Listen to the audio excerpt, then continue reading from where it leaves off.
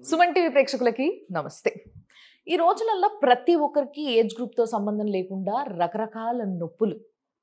కానీ ఈ నొప్పులతోని హాస్పిటల్కి పోతే సర్జరీ చేసేద్దాం, ఇంకా మితిమీరిపోయింది, సర్జరీయే ఒకటే ఒక సొల్యూషన్, సింగిల్ సొల్యూషన్. ఇలాంటి మాటలు విని విని విని అలిసిపోయిన వాళ్ళు ఎంతోమంది. విపరీతమైన క్వశ్చన్స్తోని చాలామంది నలిగిపోతూ ఉంటారు కదా. వాళ్ళందరికీ డెఫినెట్గా ఒక మంచి సొల్యూషన్ అయితే ఆల్రెడీ వచ్చేసింది. పెయిన్ రిలీఫ్ ట్రీట్మెంట్ మీ అందరికీ తెలుసు, పిఆర్పి. సో ఈ పిఆర్పి అనేది ఒక మంచి చక్కటి చిన్న ప్రాసెస్. నేను నా ఎక్స్పీరియన్స్లో చెప్పాలి అని అంటే రీసెంట్గా నేను మా అత్తమ్మకు కూడా చేయించడం జరిగింది. ఎస్, ఆవిడకి కొంచెం ఈ భుజం పైన కానీ లేకపోతే ఈ మెయిన్గా ఈ సర్వైకల్ ప్రాబ్లం ఉండే అన్నమాట.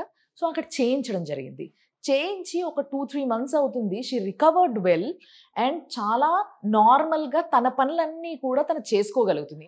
వెరీ ఫేమస్ డాక్టర్ ఆయనే ఈ ఏదైతే పెయిన్ రిలీఫ్ టెక్నిక్ ఉందో పిఆర్పి, దీన్ని లాంచ్ చేసిన వ్యక్తి.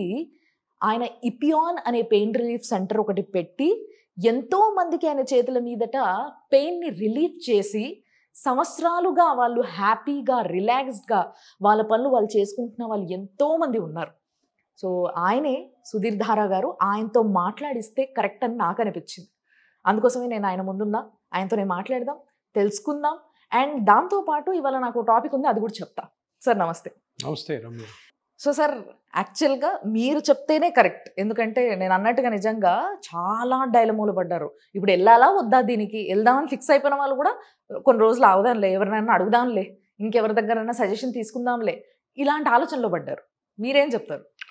ఇప్పుడు మీరు చిన్న కరెక్షన్ మీరు చెప్పిన దాంట్లో, మీరు బుజ్జి సర్జరీ అన్నారు. బుజ్జి సర్జరీ కాదు, బుజ్జి ఇంజెక్షన్. ఓకే, జస్ట్ చిన్న ఇంజెక్షన్, సర్జరీ కాదు. ఎక్కడ కోత ఉండదు, ఓన్లీ సింపుల్ నీడిల్. మీరు కరోనా వ్యాక్సిన్ ఇచ్చుకుంటే ఆ నీడిల్ ఎంత ఉంటుంది, చిన్నది, దానికంటే సన్న నీడిల్. ఓ నైస్. అది కూడా నొప్పి లేకుండా మత్తిచ్చి చేస్తాం. సో మత్తిచ్చి ఎందుకు చేస్తామంటే మేము అంత మత్తు డాక్టర్లు కాబట్టి చేసే పెయిన్ స్పెషాలిటీ. సో తప్పకుండా పేషెంట్కి ఏ విధమైన నొప్పి, ఆల్రెడీ పేషెంట్ నొప్పితో బాధపడుతుంటారు కాబట్టి ఆ ఇంజెక్షన్ నొప్పి కూడా ఉండకుండా అనస్థీషియా ఇచ్చి ఆ చిన్న ఇంజెక్షన్ ఇస్తాం. ఇంకా మీరు అడిగిన డాక్టర్ గారు ఎవరో ఈ చాలా డెరోగేటరీగా మాట్లాడారు అని అన్న విషయం గురించి, అది నేను చెప్పాల్సిన ముఖ్య విషయం. అది పాత చింతకాయ పచ్చడి అయిపోయింది. అది అయిపోయింది ఎప్పుడో ఆయన అన్నాడు. దాని తర్వాత ఏదో కొంచెం జనాలు డిస్టర్బ్ అయ్యారు. దాని తర్వాత కంప్లీట్గా జనాలు మర్చిపోయారు. ఎందుకంటే ఒక మంచి పని జరుగుతున్నప్పుడు చెడు వ్యక్తులు ఓకే స్వార్థంతో విషపూరితమైన ప్రచారాలు చేస్తున్నప్పుడు కొంత జనాల్లో కలత చెందినా కూడాను తర్వాత నిజాన్ని తెలుసుకుంటారు. నిజాన్ని తెలుసుకొని ఇప్పుడు మళ్ళీ కూడాను నార్మలైజ్ అయిపోయింది. అందరూ కూడాను ఈ పిఆర్పి ట్రీట్మెంట్ అంటే ఇది అత్యద్భుతమైనటువంటి ఆపరేషన్ లేని ట్రీట్మెంట్. మన మోకాళ్ళకి కానీ షోల్డర్కి కానీ స్పైన్కి కానీ సేఫెస్ట్. మీరు అన్నట్టు ఎటువంటి కాంప్లికేషన్ లేకుండా. ఎందుకంటే ఇదొక విప్లవాత్మకమైనటువంటి ట్రీట్మెంట్ అని చెప్పుకోవచ్చు. అంటే ఇంతకుముందు వరకు సర్జరీ ఒకటే ఉందని అలోపతిలో అంటున్న తరుణంలో ఒక చిన్న ఇంజెక్షన్తోనే మనము సర్జరీలో ఎంతైతే బెనిఫిట్ పొందుతామో అంత బెనిఫిట్ పొందొచ్చు అన్న విషయాన్ని అందరూ అర్థం. అంటే ఇది ఉంది, 30 years బ్యాకే ఉంది, కానీ ఎవరు తీసుకురాలి దీన్ని బయటికి. ఇది ఎప్పుడైతే బయటకు వచ్చిందో, ఎప్పుడైతే నేను దీన్ని ఒక ఇంట్రడ్యూస్ చేయడం కూడాను, దీంట్లో కూడా చాలా గట్స్ ఉండాలి ఇంట్రడ్యూస్ చేయాలి. ఇది కూడా ఒక పెద్ద స్పెషాలిటీని మనం ఎదుర్కొంటున్నాం. చేసిన తర్వాత 2-3 monthsలో దీని రెస్పాన్స్ చూసిన తర్వాత నాకే ఆశ్చర్యం వేసింది. దాని తర్వాత వెనక్కి తిరిగి చూడలేదు. ఈరోజు ప్రతి ఒక్కరూ తెలుగు, కర్ణాటక, తమిళనాడు ఈ మూడు భాషలు మాట్లాడే పేషెంట్లు ఎవరైతే ఉన్నారో, అంటే కర్ణాటకలోను, తమిళనాడులోను, ఆంధ్ర, తెలంగాణలో ప్రతి ఒక్కరికి తెలిసిన ఒక విషయం ఏంటంటే ఆపరేషన్ లేకుండా జాయింట్ నొప్పుల నుంచి మనము లాంగ్ లాస్టింగ్గా రిలీఫ్ పొందొచ్చు అన్న విషయం ప్రతి ఒక్కరికి అర్థమైంది. ఎక్కడన్నా నొప్పులు ఉన్న వాళ్ళని అడగండి, నొప్పులు లేని వాళ్ళని అడిగితే చెప్పలేకపోవచ్చు. అందరికి తెలిసిపోయింది. ఎందుకు తెలిసిందంటే నేను చెప్తున్నానని తెలియలే, ఆ ట్రీట్మెంట్లో దమ్ముంది కాబట్టి, ఆ ట్రీట్మెంట్ వల్ల చాలామంది మంచిగా అవుతున్నారు కాబట్టి, ఆ ట్రీట్మెంట్ మీద ఎంతో విశ్వాసం కలిగింది కాబట్టి ప్రతి ఒక్కరికి తెలిసింది. కాకపోతే ఆ డాక్టర్ గారు ఎవరైతే అన్నారో అది కూడా ఏదో ఆయన ఫ్రస్ట్రేషన్లో ఆయన ప్రాక్టీస్ తగ్గిపోయిందని అన్నాడు. ఎందుకంటే ఆయన ఏజ్ కూడా అయిపోతుంది. ఆ ఏజ్ అయిపోతున్నప్పుడు ఆటోమేటిక్గా ఏంటంటే కొంచెం వాటి కాల్ తట్టుకోలేని స్వభావము, అలాగే అసహనం వచ్చి అలా అన్నాడు. పాపం ఆయన అన్న మాటలు ఏం పెద్ద ఫలించలేదు. ఇప్పుడు అందరు జనాలు కూడా అర్థమైపోయింది ఆయన ఆపరేషన్ చేసే డాక్టర్ కదా, ఆపరేషన్ చేసే డాక్టర్కి ఇంజెక్షన్స్ ఎట్లా తెలుస్తాయి, అంతే కదా, ఎవరు చేయాల్సిన పని వాళ్ళు చేయాలా. సరే ఆయన మాట అన్నప్పుడు ఎవరన్నా నా దగ్గరకు కూడా వచ్చి అంటారు, సార్ ఆయన ఈ మాట అన్నాడు కదా, మరి ఏంటి సార్ ఇది పని చేస్తుంది అంటే నేను ఒకటే అంటారు, అమ్మ ఆయన ఏం చేస్తాడు, మోకాళ్ళు కోసి నడుము కోసి షోల్డర్ కోసి ఇంప్లాంట్స్ పెట్టాడు అటువంటి సర్జన్. ఆయన ఎప్పుడైనా పిఆర్పి చేశాడా? ఒక్క కేసు. పిఆర్పి చేయని వాడు పిఆర్పి గురించి ఎందుకు మాట్లాడతాడు? జర్నలిజం కూడా మాట్లాడితే ఏం చేస్తారు మీరు? సీరియస్ వార్నింగ్ ఇస్తారు నాకు, సార్ మీ పని మీరు చూసుకోండి, నన్ను చేయనివ్వండి. అదేవిధంగా నువ్వు కూడాను ట్రీట్మెంట్ గురించి మాట్లాడను అమ్మా, వద్దు రమ్య, నువ్వు చక్కగా మంచి యాంకర్ మంచి జర్నలిజం చేస్తావు అంతే. పిఆర్పి తెలియని వాడు పిఆర్పి గురించి మాట్లాడకూడదు. తప్పుని తప్పుగానే అంటాం. కొంతమంది కొంతమంది ఆర్థోపెడిక్ డాక్టర్స్ కూడా పిఆర్పి గురించి చెడ్డగా మాట్లాడడం మొదలు పెట్టారు. ఒకరిని చూసి ఇంకొకడు. వీళ్ళందరూ ఎవరో ప్రాక్టీస్ లేనివాళ్ళు, అంతే కదా. నువ్వు ప్రాక్టీస్లో బిజీగా ఉంటే నీకు వేరే వాడి గురించి ఆలోచించాల టైమే ఉండదు. నువ్వు నా గురించి ఆలోచిస్తున్నావు అంటే నేను చాలా ఫేమస్, లేదంటే నేను మంచి చేస్తున్నాను ప్రజలకి, అందుకని నువ్వు నా గురించి ఆలోచిస్తావు, నా మీద బురద జల్లాలని ట్రై చేస్తున్నావు. సో అందుకని నేను చెప్పేది అందరి డాక్టర్లకి ఒకటే, ఎవరి పని వాళ్ళు చేసుకుంటే హ్యాపీగా ఉంటుంది, వేరే వాళ్ళ పనిలో ఇన్వాల్వ్ అవ్వద్దు. పిఆర్పి తెలియని డాక్టర్లు పిఆర్పి గురించి మాట్లాడద్దు. ఎవరన్నా పేషెంట్లు పిఆర్పి తెలుసుకోవాలనుకుంటే డైరెక్ట్గా నా దగ్గర రండి, నేను చెప్తాను మీకు. నేను చెప్పిన మాటలు మీకు పిఆర్పి అవసరమైతే తప్పకుండా మీకు నచ్చితే చేసుకోండి, నచ్చకపోతే మీకు నచ్చిన ట్రీట్మెంట్కి వెళ్ళండి. అంతేకాని అర్హత లేని వాళ్ళు పిఆర్పి గురించి మాట్లాడకూడదు. అర్హత లేని వాళ్ళ దగ్గరికి మీరు వెళ్ళి వాళ్ళ మాటలు విని మీరు మోసపోకూడదు. ఇది నా మనవి. సో బేసికలీ ఇక్కడ ఇంకొక లాజిక్ కూడా ఉంటుంది మీకు, దీన్ని కూడా మీరు కన్సిడర్ చేయాలి.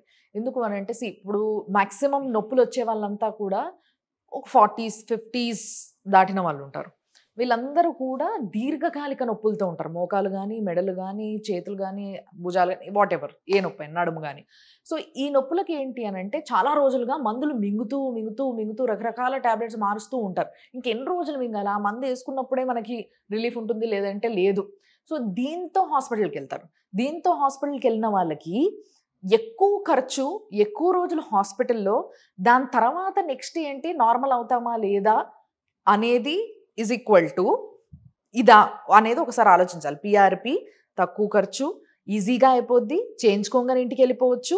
సో ఇవన్నీ కూడా మీరు ఒక్కసారి ఈక్వలైజ్ చేసి చూసుకుంటే, సో ఇది ఈజీగా అయిపోతుంది, మన్నికుంటుంది, లైఫ్ ఇస్తుంది, హ్యాపీగా మన పనులు మనం చేసుకోగలుగుతున్నాం, తక్కువ డబ్బులు అయిపోతుంది. And coming to the subject, నాకు ఈ మధ్య చాలామందికి చిన్న ఏజ్ వాళ్ళకి కూడా చూసినట్టయితే కొంచెం భుజాలు మొత్తం మీదికి ఎత్తలేకపోవడం, ఫ్రోజన్ షోల్డర్ అంటారు. అండ్ కొంచెం ఎత్తినా, కొంచెం వెనకకి తిప్పినా కూడా నొప్పులు. అండ్ ఇలాంటివి చాలా రకరకాల ప్రాబ్లమ్స్ షోల్డర్లో వస్తున్నాయి. అది ముఖ్యంగా రైట్ హ్యాండే వస్తున్నాయి. సో ఇది ఎందుకు జరుగుతుంది అంటారు బేసిక్గా? ఎగ్జాంపుల్ ఇప్పుడు మనకి ఈవినింగ్ అయింది కదా, ఈరోజు మనం దగ్గర 7-8 మెంబర్స్ మీరు చెప్పినట్టు యంగ్ పేషెంట్స్ షోల్డర్ పెయిన్తో వచ్చారు. ఓకే. యంగెస్ట్ 15 years అమ్మాయి, అయ్యో, టెన్నిస్ ఆడుతుంది. ఓకే. టెన్నిస్ నేషనల్ ప్లేయర్ అమ్మాయి, 15 years.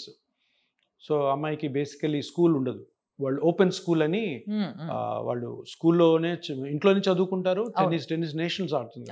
అమ్మాయి left hand player, left hand girls tennis ఆడడము చాలా అరుదు. నేను వెంటనే అడిగాను అమ్మాయిని, ఎవరున్నారమ్మా అసలు ఇండియాలో అయితే ఒక్కరు ఇండియాలో సానియా మిర్జా ఇట్లాంటి ఆ లెవెల్ ప్లేయర్స్ లో లెఫ్ట్ హ్యాండ్ ఎవరు లేరు. వరల్డ్ లో కూడా అమ్మాయిని అడిగితే అమ్మాయి కూడా ఒక ట్రెండ్ చెప్పింది. సో అంత స్పెషల్ యునిక్. మన ఆంధ్రప్రదేశ్ లో వైజాగ్ అమ్మాయి, ఇప్పుడు హైదరాబాద్ లో సెటిల్ అయ్యారు. సో అమ్మాయి వచ్చింది, షోల్డర్ పెయిన్తో వచ్చింది. నేను జనరల్గా ఈ స్పోర్ట్స్ ఇంజరీ అంటాం కదా దీన్ని, షోల్డర్ పెయిన్ వస్తే వాళ్ళు ఆల్రెడీ ఒక సర్జన్ని కన్సల్ట్ అయ్యారు. ఓకే. సర్జన్ ఏం చెప్పాడు, తప్పకుండా ఆర్థ్రోస్కోపిక్ చేసి సూచర్ చేయాలా, ఇక్కడ చిన్న మజిల్ కట్ అయింది అని. ఇది ఒక స్పెషల్ కేసు. ఎందుకు చెప్తున్నానో, ఒక స్పోర్ట్స్ ఇంజరీస్ మీద నాకు ఎంతో ఎక్స్పీరియన్స్ ఉంది కాబట్టి. సో ఏం చేస్తారు, ఇక్కడ సుప్రాస్పైనటస్ అని ఒక మజిల్ ఉంటుంది, అది కొంచెం టేర్ అయింది.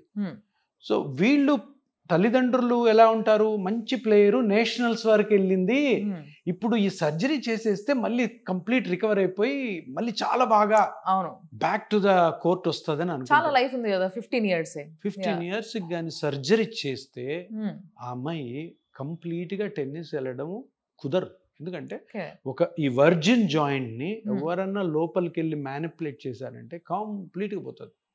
ఇది ఈ అమ్మాయికే వర్తించదు. ఇప్పుడు 35 years 40 years లో ఏదో ఒక యాక్టివిటీ వల్ల మనకి ఆ మజిల్ కానీ కట్ అయిందంటే ఆ మజిలే మేజర్ షోల్డర్ నొప్పికి కారణం. అంటే 100 మంది షోల్డర్ పెయిన్ ఉన్న వాళ్ళకి మనం చూసుకుంటే 99% 99 మందికి ఆ మజిలే స్లైట్గా కట్ అయి ఉంటుంది. ఆపరేషన్ కూడా మేజర్గా ఆ మజిల్ మీదే జరుగుతుంది. ఏం చేస్తారు, స్కోప్ చేసి కుడతారు, అంతే, ఇంకేం లేదు. దానికి అంటే అది మళ్ళీ చినిగిపోయే అవకాశం కూడా చాలా ఉంటుంది. ఇప్పుడు చిరిగిపోయిన చొక్కా జీవితాంతం, దాన్ని కుడితే ఇంకా చెడిపోతుంది. సో సర్జికల్ ఇండికేషన్స్ చాలా తక్కువ ఉంటాయి సర్జరీ ఏ కేసు చేయాలంటే. ఇప్పుడు 100 members అన్నాను కదా, ఈ 100 members ఒక 5 మంది ఉంటారు సర్జరీకి ఫిట్. 95% కాదు, కానీ 95% కూడా కొన్నిసార్లు రాంగ్గా సర్జరీస్ జరిగి ఆ చెయ్యి ఇంకా బ్యాడ్ అయ్యే అవకాశం ఉంటుంది. సో దీన్ని రొటేటరీ కఫ్ ఇంజరీ అంటారు. రొటేటరీ కఫ్ అని షోల్డర్ జాయింట్ చుట్టూ ఒక 4 మజిల్స్ ఉంటాయి. ఆ 4 మజిల్స్ని రొటేటరీ కఫ్ అంటారు కలిపి. దాంట్లో సుప్రాస్పైనటస్ అనే మజిల్ స్లైట్గా క్రాక్ అయి ఉంటుంది. ఆ క్రాక్ ని ట్రీట్ చేయడమే ఇప్పుడు మనకి ఉన్న మాడ్యూల్స్లో 2 modules. ఒకటి వచ్చే సర్జరీ, రెండోది పిఆర్పి. సర్జరీ చేసిన తర్వాత కాంప్లికేషన్, సైడ్ ఎఫెక్ట్స్ ఉండే అవకాశం ఉంది. సో అందుకని ఈ పిఆర్పి రాకముందు, ఈ సెకండ్ ప్రొసీజర్ పిఆర్పి రాకముందు సర్జరీ ఒక్కటే మార్గం ఉండేది. పిఆర్పి వచ్చిన తర్వాత సర్జరీకి ఎవ్వరు వెళ్ళాల్సిన అవసరం లేదు. ఎందుకంటే ఇది హ్యాండ్ జాయింట్ అంటే షోల్డర్ జాయింట్ 180 degrees మూమెంట్ ఉంటుంది. ఏ జాయింట్కి అంత ఉంటుంది. ఇప్పుడు రిస్ట్ చూడండి ఇంతే, ఇది నీ జాయింట్ కూడా ఇట్లా మడుస్తాం అంతే, వేరే.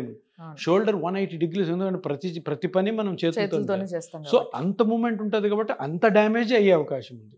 పర్టికులర్ గా హౌస్ వైఫ్స్ కి, లేదంటే వెయిట్ లిఫ్ట్ చేసే వాళ్ళకి, ట్రాఫిక్ కానిస్టేబుల్స్ కి. ఇప్పుడైతే అవసరం లేదనుకోండి, లైట్స్ వచ్చేసాయి. సో వెయిట్ లిఫ్టర్స్ కి, లేదంటే టీచర్స్ కి, బోర్డు చేసే, సో వీళ్ళందరికీ షోల్డర్ ఇంజరీలో 99% కేసెస్లో సుప్రాస్పైనటస్ అనే మజిల్ చిన్నది టేర్ అయి ఉంటుంది. ఆ టేర్ ని పిఆర్పితో కంప్లీట్ గా రికవర్ చేసుకోవచ్చు. సర్జరీకి వెళ్ళాల్సిన అవసరమే లేదు. సో బేసిక్గా ఇన్ని ఎగ్జాంపుల్స్ విన్న తర్వాత ఎవరికైనా ఇంకా మళ్ళీ తిరిగి వెళ్ళి చదువుకోవాలనుకుంటే సార్ చెప్పినట్టుగా నెట్లో మీకు దొరుకుతుంది, ఇదంతా కూడా చదువుకోండి. అండ్ ఇంకోటి ఏంటి అని అంటే చాలా మందికి తెలియదు సార్, పిఆర్పి వల్ల వీళ్ళందరూ తిరిగి మళ్ళీ ఆడగలుగుతున్నారు అని. మీరే ఆలోచించండి, వాళ్ళ దగ్గర డబ్బులు లేవా ఇంటి సర్జరీకి, బట్ వెళ్ళట్లేదే ఎందుకు అనేది ఒకసారి మీరు ఆలోచించాల్సిన అవసరం ఉంది. ఎలాంటి ప్రాబ్లం అయినా, ముఖ్యంగా మనం షోల్డర్ గురించి మాట్లాడినాం కాబట్టి, ఎలాంటి ప్రాబ్లం అయినా షోల్డర్కి ఇంకే ఇబ్బంది ఉన్నా కూడా యూ కెన్ కమ్ టు ఇపియాన్. సో దాంట్లో డౌట్ లేదు. మీకు కావాల్సిన నంబర్స్ ఏవైతే ఉంటాయో అవి కింద కనిపిస్తూ ఉంటాయి స్క్రీన్ పైన. ఫోన్ చేయండి, అపాయింట్మెంట్ తీసుకోండి, డైరెక్ట్గా సార్ని కలవచ్చు, ఆయనకి మీ ప్రాబ్లమ్ ఎక్స్ప్లెయిన్ చేయొచ్చు. ఆయన మీకు ధీమా ఇస్తారు, అబ్బా దాంట్లో డౌట్ లేదు. ఎందుకంటే ఆయన మాటల్లో ఒక ధైర్యం వస్తుంది, చలో చేంజ్ చేసుకుందాం, మంచిగా ఉంటాం మనం అన్న ఒక ధైర్యాన్ని ఇవ్వగలిగే వ్యక్తి కూడా కావాలి. కాబట్టి so thanks for that sir నిజంగా. అండ్ మీరు బిల్డప్ చేసిన ఈ కాన్ఫిడెన్స్ ఏదైతే ఉందో డెఫినెట్గా మా హెల్త్కి మంచిది అని మాకు నమ్మకం కుదురుతుంది. Thanks a lot for that. Thank you so much. నమస్కారం.